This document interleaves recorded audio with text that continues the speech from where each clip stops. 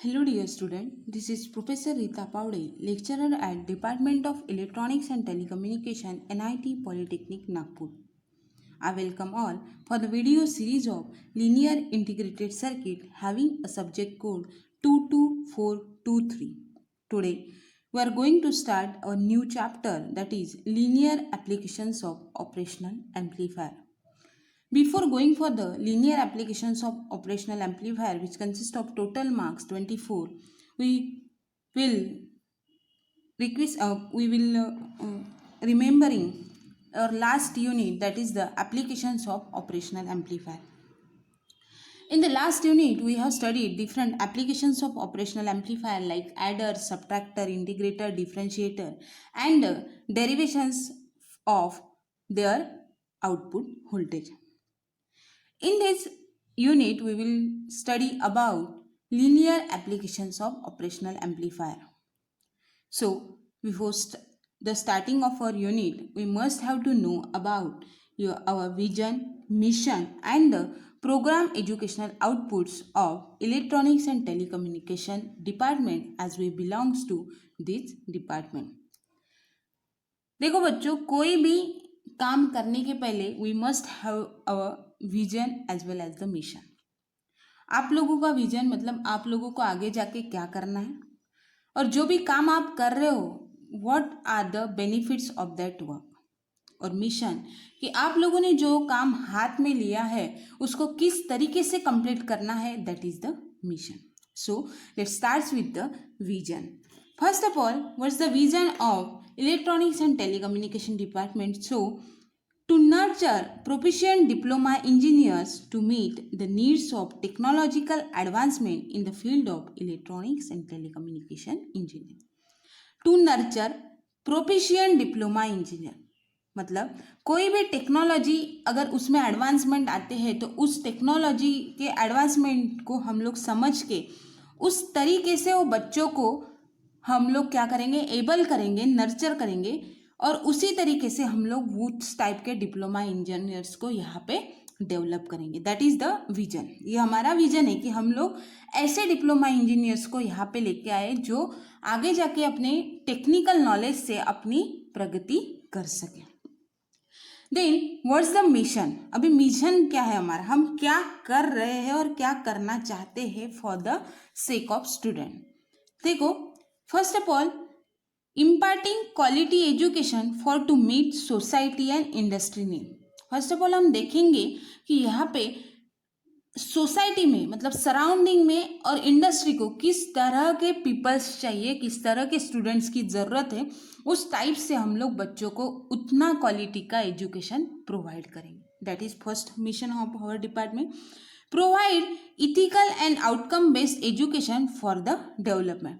कहीं पे भी आप लोग जॉब करने के लिए जाओ या फिर सराउंडिंग में आप लोग अगर बिजनेस डील्स करने के लिए भी जाते हो तो you must have to know the different ethical values for the development. मतलब जिसके पास इथिकल वैल्यूज है उसका पर्सनालिटी डेवलप अच्छी तरीके से हुआ है, ये सामने वाले पर्सन को दिखाई देता है. तो हम लोग वही कोशिश करते हैं कि how to provide the ethical values and the outcome based education. मतलब हम कोई भी सिलेबस डिज़ाइन कर रहे हैं, हम लोग कोई भी एजुकेशन सिस्टम अगर प्रोवाइड कर रहे हैं बच्चों को, तो उस तरीके से हम लोग उसका मतलब इतना आउटकम होना चाहिए उसका कि बच्चे कहीं पे भी जाते हैं तो they must have to know the each and everything about their department.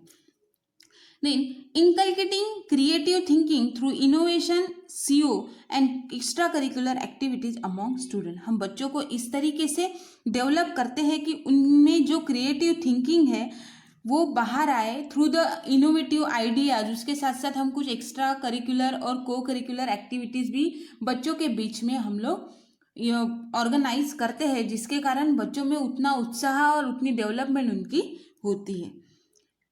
Enhance the leadership skill and the employability और द हायर एजुकेशन. हम लोगों का मिशन ये है कि हम लोगों को बच्चों में लीडरशिप स्किल और एम्प्लॉयबिलिटी और हायर एजुकेशन के बारे में उनको इन्हांस करना है ताकि बच्चे उतने अच्छी तरीके से कोई भी ऑर्गेनाइजेशन में या फिर कोई भी इंडस्ट्री में वर्क करते हैं तो they will be able to handle each and every responsibility whatever the organization given them. Seeking continuous improvement of knowledge and skill. हम लोग बच्चों को जो भी एडवांस नॉलेज देना है, स्किल देना है, उसको इम्प्रूव करने की कोशिश करते हैं ताकि बच्चे उसमें कंटिन्यूअसली डेवलप हो सके। इसके लिए हम लोग बच्चों का कंटिन्यूअस इम्प्रूवमेंट करने की कोशिश करते हैं और उसके लिए हम लोग बहुत ज़्यादा मेहनत भी ले रहे हैं। तो these are the vision and the mission of a department that is the electronics and telecommunication. Then what are the programme educational objectives. देखो पीओज क्या है, programme educational objectives of a department. तो देखो there are 3 different programme educational objective. सबसे पहले आप लोगों को एक चीज पता होना चाहिए कि what is a programme. Programme it is nothing but the electronics and telecommunication, right. उसके बाद में what are the different educational objectives they are taken और दे आर प्रोवाइड। तो फर्स्ट ऑफ ऑल कि ऑब्जेक्टिव्स में अगर देखा जाए तो हम लोग जो भी स्किल्स बच्चों को पढ़ा रहे हैं या फिर उनका कंटिन्यूअस इम्प्रूवमेंट कर रहे हैं, तो उसके पीछे हमारा एक ही मकसद है कि हमारे जो बच्चे हैं उसमें जॉब ओरिएंटेड स्किल या फिर अलग अलग डिफरेंट स्किल उनमें आए, डेवलप होने की कोशिश करते हैं हम लोग। और बच्चे उस तरीके से वो जितने भी बाहर जा सकते हैं उनका नॉलेज उतना डेवलप होना चाहिए। So the first PEOs it is nothing but the provide job oriented skill set, socially responsible and the environment friendly solution to electronics and telecommunication engineering related broad based problems, adapted professional ethics। ऐसे बच्चों को हम लोग skill set provide करेंगे कि वो बच्चे socially responsible, environment friendly हो जाए और जो भी प्रॉब्लम्स आते हैं related to electronics and telecommunication उसके बारे में उनमें उतनी प्रोफेशनल इथिक्स होनी चाहिए कि they can handle it easily. These are the one of the most important objective of our department. Adapt the state of the art electronics and telecommunication engineering broad based technologies to work in multidisciplinary work environment and promote higher education. बच्चों को इस तरह का knowledge देना चाहिए या फिर students को इस तरह का नॉलेज देना चाहिए कि that student can be able to work in multi disciplinary field environment and उनके साथ साथ उनको हायर एजुकेशन के लिए भी प्रमोट करना चाहिए। This is the one of the most important and basically the most important objective of our department. Then provide solution to broad based problems individually and as a team member by communicating effectively in the world of work। कहीं पे भी वो अगर work करने के लिए जाते हैं या फिर कोई अगर वो लोग अपना काम बनाना चाहते हैं तो उनको सबसे पहले कि वो लोग कम्युनिकेट इफेक्टिवली करनी चाहिए। तो उसका वो उतना और कोई भी अगर प्रॉब्लम आता है या फिर कोई भी सॉल्यूशन का उनको प्रॉब्लम देना है तो उतना कम्युनिकेशन मतलब उतना इफेक्टिवली कम्युनिकेट करना चाहिए कि वो प्रॉब्लम भी सॉल्व हो जाए और they can be the best team member of their team. ये these are the programme educational objectives of a department. Then after the programme educational objective the let's starts with the our course outcome. So the course outcome क्या है? Course outcome today's unit it is our course. क्या है? Today's unit it is our course and the course outcome for this unit that troubleshoot various application of op-amp for the given specification. Whatever the specification given to you, you must be able to develop a particular application using op-amp as well as the troubleshoot it। बराबर है, मतलब you can be able to assemble the particular application of op-amp by using the different components of their different specification। This is a course outcome। मतलब आप लोग जैसे ये unit खत्म होता है, मतलब after the completion of this course you can be able to कि आप लोग खुद का मतलब अगर आप लोगों को ये दिया है कंपोनेंट या फिर एक पर्टिकुलर प्रैक्टिकल परफॉर्म करने के लिए दिया है तो you can be able to perform the practical by using the circuit diagram or different with their different specification of different component। तो this is a one of the most मतलब कैसा है कोर्स आउटकम। आप लोग ये जो course पढ़ने के बाद दिस इज अ आउटकम। जिसके बाद में CO एंड PO मैपिंग आप लोगों ने देखा होगा फ्रॉम लास्ट 2 यूनिट्स आप लोगों ने CO PO मैपिंग का टेबल पढ़ा है। कैसे आप लोगों को 7 PO आप लोगों के पर्टिकुलर COs के साथ मैप होते थे, ये हमने आप लोगों को लास्ट लेक्चर में और लास्ट यूनिट में ऑलरेडी पढ़ा चुके हैं। तो देखो आप लोगों को कैसे करना है कि there are number of 7 POs। जब भी आप लोग मैथमेटिकल बेस्ड या फिर डेरिवेशन डिफरेंट डिफरेंट पढ़ रहे हो या फिर कोई एप्लीकेशन है उसमें जैसे कि माइक्रो प्रोजेक्ट परफॉर्म कर रहे हो या फिर पर्टिकुलर प्रोजेक्ट को परफॉर्म कर रहे हो, तो you will be able to describe that particular जो भी एप्लीकेशंस आपने बनाए हैं उस एप्लीकेशंस के क्या आप लोग मतलब एक डिवाइस बना रहे हो, उसके एप्लीकेशंस क्या है, वो कहाँ पे यूज़ होने वाले हैं, उसका आइडेंटिफिकेशन कैसे किया आप लोगों ने, एनालिसिस कैसे किया, ये सब चीज़ें आपको पता होना चाहिए। तो first of all while developing the derivations for the particular application you must have to know the mathematical concept as well as your departmental concept of that particular application. तो इसके लिए आप लोगों का PO1 यहाँ पे मैप होना बहुत ज़्यादा ज़रूरी है। तो we have map PO1 with the CO3। Then PO2 है प्रॉब्लम एनालिसिस। अगर आप लोग कोई भी एप्लीकेशन डेवलप कर रहे हो तो you can be able to identify whatever the problem are suffering in that particular device. तो ये भी आप लोग, ये तो आपका कोर्स आउटकम ही क्या है, ट्रबल शूट करना है, असेंबल करना है, डिजाइन करना है, डेवलप करना है और रन करना है। तो आप लोगों का यहाँ पे PO2 भी अच्छी तरीके से मैप होता है। Then we are going to perform the different practicals using the different experimental tools. तो यहाँ on the basis of this linear applications of operational amplifier, तो यहाँ पे PO3 भी मैप होना। उसके बाद में सोसाइटी में बहुत कम बार इसका यूज होता है, तो अपन यूज करेंगे, लेकिन एक पर्टिकुलर डिवाइस बनाने के लिए एकदम से सोसाइटी में उसको लाके अपन, जैसे अगर कोई भी अलार्म बना रहे हैं तो अलार्म कैसे हर घर में कहीं पे भी यूज हो रहा है, तो वैसा यहाँ पे नहीं है। हो सकता है ऑपएम्प को यूज करके भी आप उसको यूज करते, बट इतना ज़्यादा एप्लीकेशन इस यूनिट में आपको डेवलप नहीं करना है। उसके बाद में PO6 एंड PO7 जैसे कि आप लोगों के लास्ट लाइफ लॉन्ग लर्निंग और जैसे डिफरेंट डिफरेंट माइक्रो प्रोजेक्ट्स भी आप लोग बना रहे हो तो उसको मैप करना ज़रूरी है। तो यहाँ पे PO6 और PO7 भी मैप हो रहा है। Then after the completion of this unit, the learners will be able to, it means you will be able to क्या क्या कर सकोगे, explain with sketches the working of an instrumentation amplifier for the given application.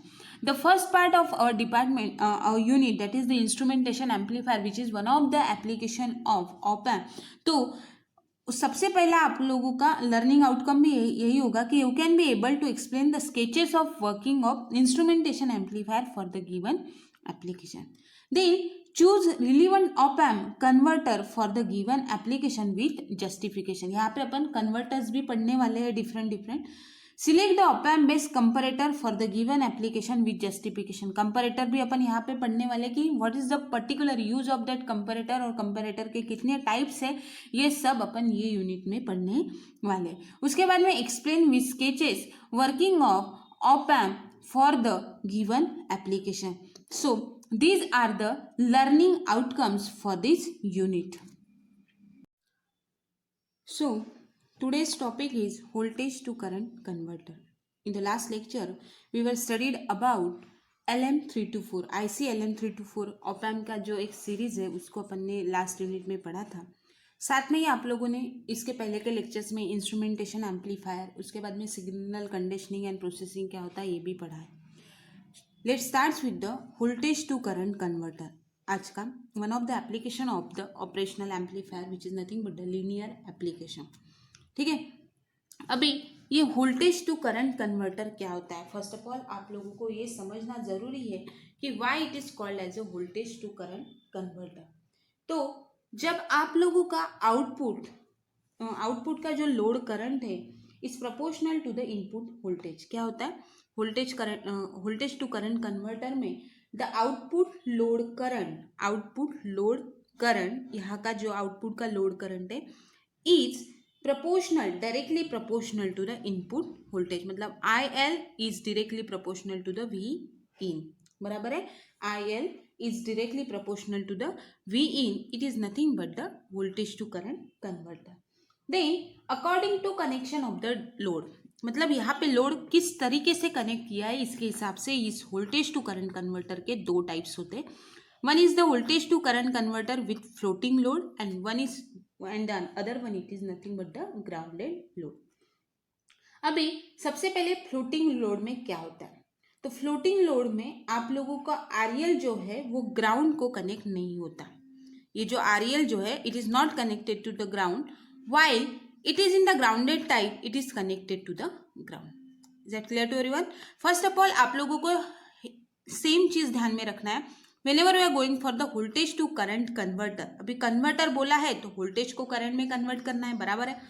तो इसका basic application क्या है या फिर बेसिक कंसेप्ट क्या है कि whenever the output load voltage, output load current is directly proportional to the input voltage. Output load current, it is directly proportional to the input voltage. At that time it is nothing but the V2I converter. उसके बाद में there are two types, floating load, floating type and the grounded type. Floating type में क्या होता है, जो load है वो ग्राउंड को कनेक्ट नहीं होता, और जो ग्राउंडेड टाइप है उसमें आप लोगों का लोड जो है वो ग्राउंड को कनेक्ट होता है। Is that clear to everyone? Now this is a diagram which shows the voltage to current converter with floating load. क्यों बोला इसको floating load?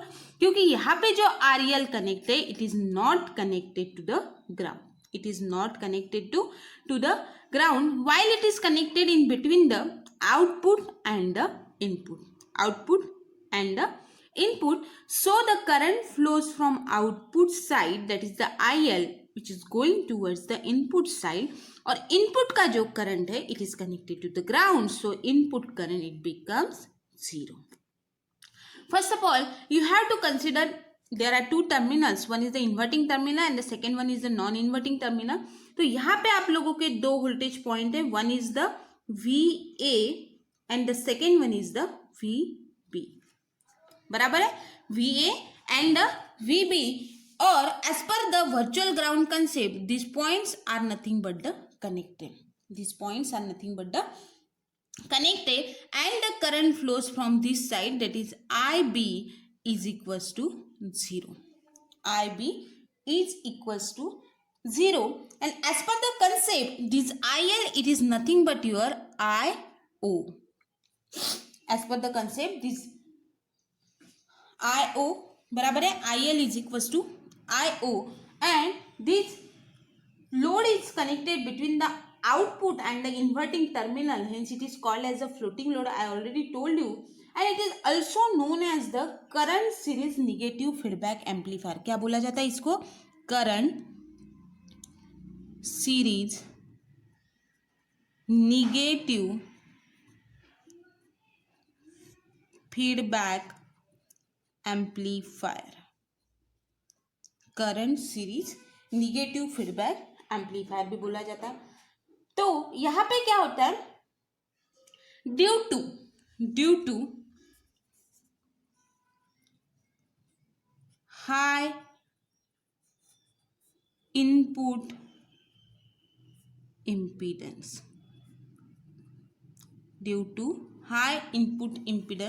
here IB is equals to 0. There are two currents, that is output side से अगर आप लोगों को देखा जाए तो there is a addition of two currents, one is the IN and the second one is the IB. Hence IO is equals to IB plus IN, and as per the concept IB is equals to 0, so here IO is equals to IN. IO is equals to IN, और IN क्या होता है, IN क्या होता है, तो ये है अपना सपोज V1 और this is nothing but your V2, ये क्या है अपना V1 और दिस इज अवर V2, तो आप लोगों का IN क्या आएगा,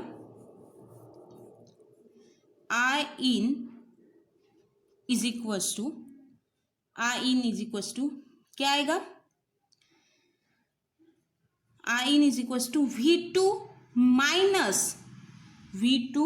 माइनस यहाँ पे कुछ कनेक्ट है क्या, 0, क्योंकि करंट का डायरेक्शन कहाँ पे, यहाँ से है, तो V2 माइनस 0 अपॉन R1, तो ये क्या हो गया इनडायरेक्टली V2 अपॉन R1, और आप लोगों का यहाँ पे जो डिफरेंस है, ये जो डिफरेंस है that is the VID is equals to, that is VID is equals to क्या आएगा, V2 माइनस Vin। ये जो रहेगा, ये जो डिफरेंस रहेगा, ये Vn it is nothing but the Vin, तो यहाँ पे रहेगा V2 minus Vin upon, sorry V2 minus Vin, difference है ना, is equals to 0, is equals to 0, hence V2 is equals to VIn, V2 is equals to VIn. Put the value of this V2 in this equation, so we will get In is equals to Vin upon R1.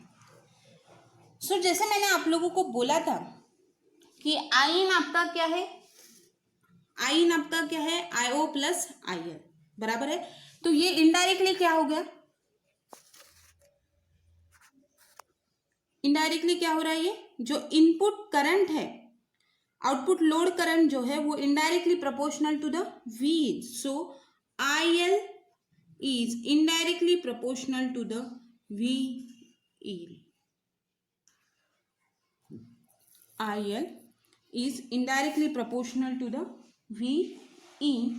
सो तो एक बात ध्यान में रखना है कि suppose आप लोगों ने लोड के जगह पे अगर कैपेसिटर लिया, क्या लिया आप लोगों ने, अगर लोड के जगह पे कैपेसिटर लिया तो क्या हो जाएगा, इट विल चार्ज और डिस्चार्ज, क्या होते जाएगा, इट विल चार्ज और discharge at a constant rate, so it is used to convert और regular sinusoidal wave into sawtooth और द ट्रायंगुलर वेवफॉर्म। क्या होगा, सॉटूथ और द ट्रायंगुलर वेवफॉर्म में कन्वर्ट होने के लिए यूज में आएगा।